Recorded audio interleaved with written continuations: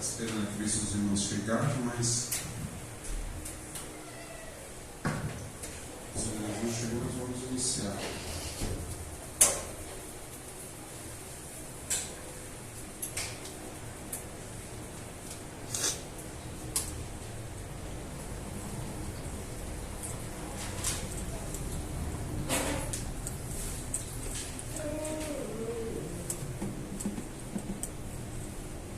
Glória a Deus. Passa para mim, filho, por favor. Som e som. Pode baixar mais. Som e som. Testando, som e som. Testando. Está ótimo assim. Vamos orar, irmãos? Soberano Deus, eterno Pai, na tua presença, em nome do teu Filho amado Jesus Cristo, nesta noite, nós oramos ao Senhor e pedimos a tua direção. Pedimos que o Senhor nos direcione, que o Senhor nos ensine, que o Senhor nos guarde, nos livre, que nos dê condições, ó Deus, de crescermos em graça, estatura e conhecimento diante do Senhor.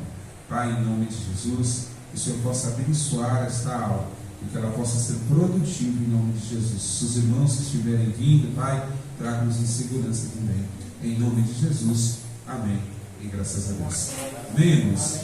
Nós estamos estudando a martirologia, né? Os irmãos não vieram ainda, ou não vão vir, não sei, mas a gente vai já dar início à aula, né? Semana passada nós ficamos de dar início e falarmos sobre a origem do pecado. Os irmãos lembram? Na página 45.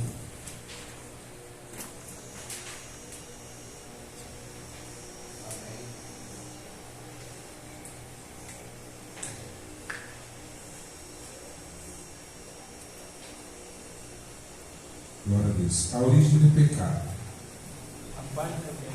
Página 45. Bem?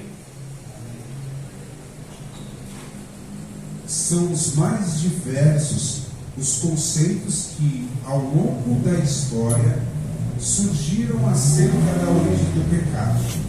Irineu, bispo de Lyon, na Ásia Menor, por volta de 130 ao ano 208 d.C., foi talvez o primeiro dos pais da igreja antiga a assegurar que o passado no mundo se originou da transgressão voluntária de Adão no Éden. Muitas outras opiniões quanto ao assunto surgiram desde então.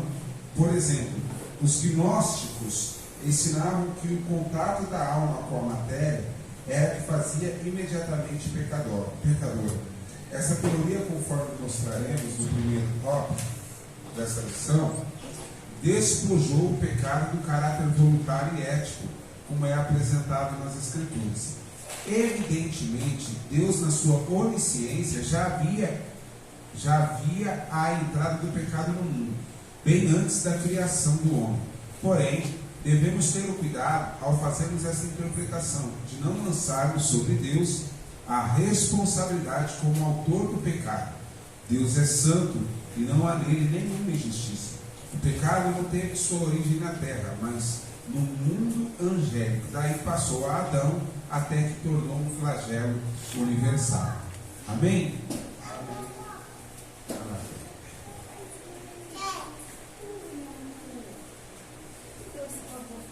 É muito importante nós ressaltarmos aqui logo de cara, né, sobre a origem do pecado, né, que Irineu foi um dos primeiros dos pais da igreja. Quando a gente fala os pais da igreja, os primeiros teólogos, aqueles que doutrinaram e formalizaram uma ideologia dentro da cultura ortodoxa, né, do ensino sistemático das Escrituras. Irineu foi um dos primeiros a dizer que o pecado original, né, veio de Adão para toda a humanidade, voluntariamente. Quer dizer que Adão tinha consciência de quando ele cometeu o pecado, né? Não foi um ato inconsciente, mas um ato consciente. Agora, os gnósticos, né, era uma classe teológica da época da igreja primitiva, que cultuava anjos, as estrelas, e algumas outras coisas mais. Não vou me aprofundar nisso, né? Só um comentário em cima disso mesmo. Mas eles tinham uma ideologia que o pecado só se consumava na vida do ser humano quando a alma era conectada com a matéria. Quer dizer que o homem só se tornava pecador quando ele se tornava alma vivente, né? Por exemplo, quando a criança ela é gerada, ela é pura, mas quando ela nasce, ela passa a viver, né, aqui no mundo físico, né, e aí passa a ter consciência, aí ela se transforma em pecador. Então esse é o conceito dos gnósticos. Mas nós entendemos, né, como Irineu entendia também, que o pecado não originou-se na terra, mas o pecado se originou no céu, né? E depois da rebelião que teve, né, dos anjos, acabou vindo parar sobre Adão a escolha de pecar ou não, e acabou ele cedendo, né, aquele momento crucial da história da humanidade, e aí trouxe o pecado para o nosso mundo. Amém? Alguma dúvida por aqui? Até aqui não, né? Ótimo. Gnosticismos. A ideia é que o pecado se originou da transgressão voluntária e da queda de Adão no Éden se encontra nos escritos de Irineu, um dos pais da igreja e bispo de Lyon, da Ásia Menor, que viveu por volta de 120 a 208 d.C. O conceito de Irineu logo se tomou conta do pensamento e da teologia da igreja, especialmente no combate ao gnosticismo, pois este ensinava que o mal é inerente à matéria. Segundo o gnosticismo, o contato da alma com a matéria tornava esta imediatamente pecadora. Essa teoria naturalmente despojou o pecado do seu caráter voluntário, como é apresentado ao longo da Bíblia Sagrada. Orígenes, que viveu entre 185 a 254 da nossa era, martirizado por Décio, imperador romano, procurou sustentar este mesmo ponto de vista por meio de sua teoria chamada pré-existencismo. Segundo ele, as almas dos homens pecaram voluntariamente em existência prévia e, portanto, todos entraram no mundo com uma condição pecaminosa. Este conceito estava carregado de demasiadas dificuldades para ser aceito nos anos posteriores à própria época de Orígenes. Ou seja, assim como Irineu e os gnosticistas, né, Orígenes também trouxe uma teoria, né, um ensino, uma crença baseada de como o pecado entrou no mundo. Só que o que é importante nós ressaltarmos, eu quero que os irmãos entendam isso aqui, que eu vou. O Evangelho, ele é uma constante descoberta. E por o Evangelho ser uma constante descoberta, a palavra é a mesma e a interpretação é a mesma. Só que às vezes nós não temos maturidade para interpretá-la corretamente. E aí, como a gente não tem maturidade, às vezes até recursos, faz com que nós tenhamos interpretação duvidosa. Era o caso desses pais da igreja, né? Dessas pessoas. É lógico e óbvio que o Espírito Santo sempre estava ali auxiliando e orientando, mas o Espírito Santo não é invasivo ao ponto de te obrigar a crer naquilo que ele te orienta. Você tem controle da sua consciência e você faz uma escolha naquilo que você quer acreditar ou ouvir, o Espírito Santo ou a sua própria consciência. E às vezes nós nos confundimos e na nossa confusão, né? Estou falando nós como ser humano, e na nossa confusão nós achamos que é Deus falando conosco e não é Deus falando conosco. Então isso é muito importante. Lembrando também que naquela época eles não tinham nada além do que os escritos, né? Os pergaminhos, e tudo separado. Então era um conceito muito vago, eles não tinham matéria para se examinar. Por exemplo, quando um software é lançado, ele é lançado em forma beta. Por que forma beta? Porque ele precisa de aperfeiçoamento. A forma beta ela mostra a ideia de um projeto que já está avançado e está em fase de teste final. E aí, à medida que os problemas vão surgindo, né, os bugs, eles vão consertando e vão atualizando. Se você olhar os telefones, né, a cada 3 meses, 2 meses, eles atualizam o Android, não é? E por que eles atualizam? Por quê? Porque há falhas no sistema e na programação. É mais ou menos isso que acontece com o ser humano.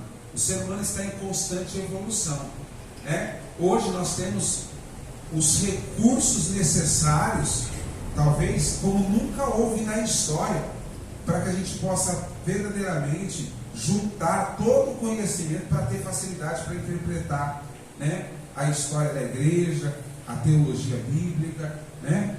E nós temos aquilo que é mais importante que tudo, que é o Espírito Santo, né? Além do Espírito Santo estar nos orientando, nós temos recursos também para aprendermos, né? Nós não nos baseamos simplesmente em uma ideia, um conceito, uma revelação. Hoje nós temos uma vasta biblioteca, né? Para que nós possamos crescermos em conhecimento na presença de Deus. Então, como a igreja estava no início ainda, houve sim muitas interpretações equivocadas no começo da igreja até os dias atuais, como é comum nós vermos, né?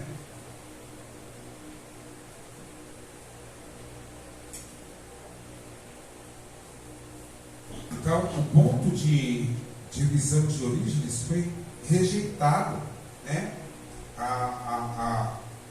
pela igreja posteriormente, porque era infundada, né, a ideologia de achar que o pecado só entrava no mundo, contaminava quando havia o contato da alma, né, com a matéria. Os pais da igreja grega, em geral, os pais da igreja grega no século XIII, né, no século III e século IV, se mostraram inclinados a negar a relação direta entre o pecado de Adão e os seus descendentes. Em a presente condição pecaminosa do homem, encontra sua explicação na primeira transgressão de Adão no paraíso. E de Agostinho a reforma. Os ensinos da igreja do Ocidente, quando a origem do pecado estiver no seu ponto mais alto na pessoa de Agostinho, que viveu entre 354 e 420 da nossa era, foi o bispo de Hipona, no norte da África. Ele insistiu no ensino de que em Adão nos encontramos culpados e imaculados. Os teólogos chamados semi-pelagianos admitiam que a mancha do pecado, e não o pecado mesmo, é que era causada pelo relacionamento. A humanidade, Adão, durante a Idade Média, o que se cria a respeito do assunto era uma mistura de agostiniano e pelagianismo. Os reformadores, particularmente, comungaram do ensino de Agostinho. Olha só que interessante. Essa parte histórica, ela parece um pouco complexa na hora de entender, mas o objetivo aqui é que você entenda que, para se chegar numa doutrina plena, houve sim, não só uma discussão, mas houve sim um crescimento de conhecimento, né, sobre esse assunto, para que ele pudesse chegar ao pleno conhecimento da verdade, daquilo que verdadeiramente Deus ensinava através da palavra, que hoje é tão comum no nosso pensamento. Os ensinos da igreja do Ocidente, né, tiveram ponto mais alto quando Agostinho ele se posicionou, né? Agostinho foi um dos grandes pais da igreja, né? E ele se posicionou na época em que a igreja de Roma, né, ela foi fundada em 312 depois de Cristo, né? Ele já é da época já da igreja